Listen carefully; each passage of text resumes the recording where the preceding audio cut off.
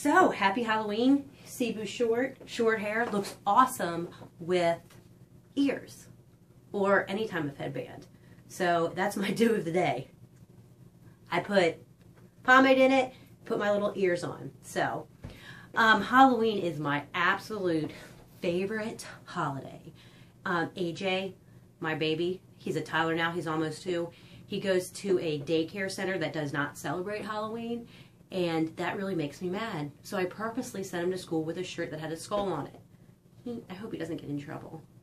Or I don't get in trouble. We'll see. So, you know, I don't know if you know this or not, but I am like obsessed with the paranormal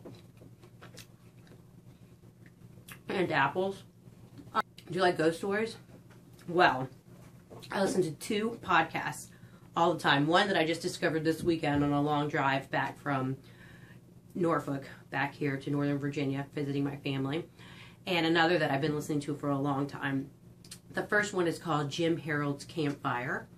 It's on iTunes, and it has people telling their real personal ghost stories. That's fun. And then the second one is called Anything Ghost, and that's also on iTunes podcasts. And it's the same format, but this guy actually reads the stories, and he has a very weird, creepy, melodic voice, and he puts music to them, which makes it even creepier. And that's really cool too. So those are my Halloween suggestions for today of ghost stories. I've never seen a ghost. I've had one ghostly experience in, I don't even know when it was before Matt, because I was hanging out with my ex-boyfriend in the Outer Banks of North Carolina. We go there every year. My family goes there and gets a house. So this particular year we got a house in Duck, but on the Sound side, which is not the ocean side. And I think we didn't book it till late, so it was kind of off the beaten path. Looked like your fine, normal house. Everything was normal the first few days.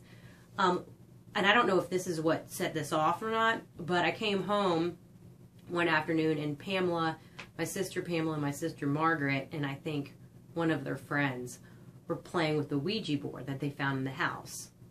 Now fast forward 15 years later, I know, no good. Ouija boards are no good.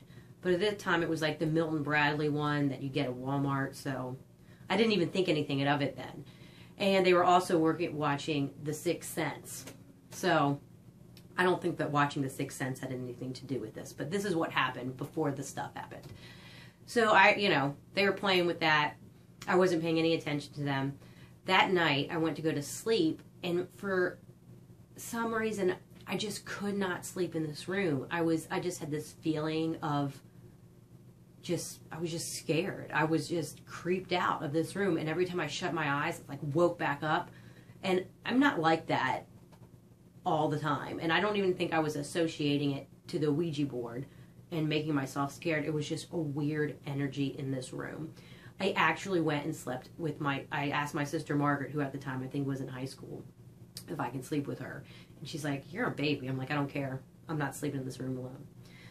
And then the next day, some other day, we were there for a week, my dad was out golfing, and everybody was doing their own things, because we all have friends there, and I think the girls were at the beach, yada, yada, yada.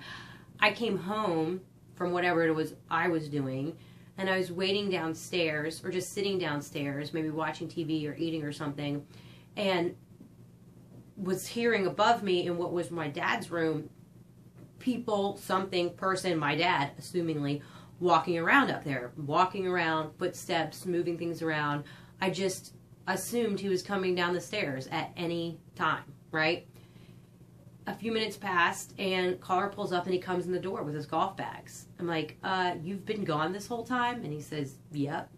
I'm like, "Well, somebody's been upstairs, or something has been upstairs moving." Lo and behold, obviously there was nothing there. So the last thing that happened was the ex-boyfriend, who, mind you, was my boyfriend from high school, and this was 2004, so it was after college, and we weren't boyfriend and girlfriend, we were just like hanging out. We went out one night, and when we came back, it was late, like maybe 2 o'clock in the morning, and then all of a sudden, out of nowhere, I we thought it was the front door, just slammed really, really loud. And we looked at each other. We're like, shit. Oh, sorry. We're like, oops. Because, and again, assuming it was my father, because when we were in high school and we were dating, my dad, we would be like in the truck out front, making out or hanging out or whatever. And to get me to get back inside, my dad would flick the house light on, you know, just flick it on. He would never come out and tell us that I needed to get inside, but he would flick the light on and off and on and off. So for him like to slam the door, it just seemed like the kind of thing he would do instead of coming inside and telling Craig to go home. So we're like, okay, I guess Rick Mapp needs you to leave, Craig. And he left. So the next morning I said, yeah, nice dad. You could have just said you wanted him to leave. You don't have to do like high school antics to get Craig to go. And he's like, what are you talking about? I said, last night at like 2:30 in the morning, you didn't slam the door? And he's like, no, I have no idea what you're talking about. So that's my one and only ghost story. Frankly, I'm fascinated hearing other people's stories, but I do not need to see anything myself.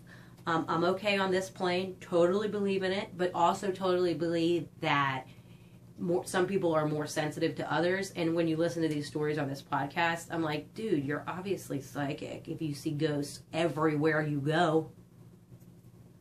Anyway, that's my Halloween story and my CiBOO short and my CiBOO hair and my devil horns.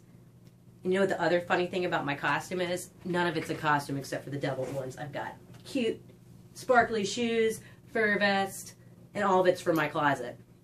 And I just put a pair of devil horns on and people think I'm wearing a costume. So apparently I have weird clothes.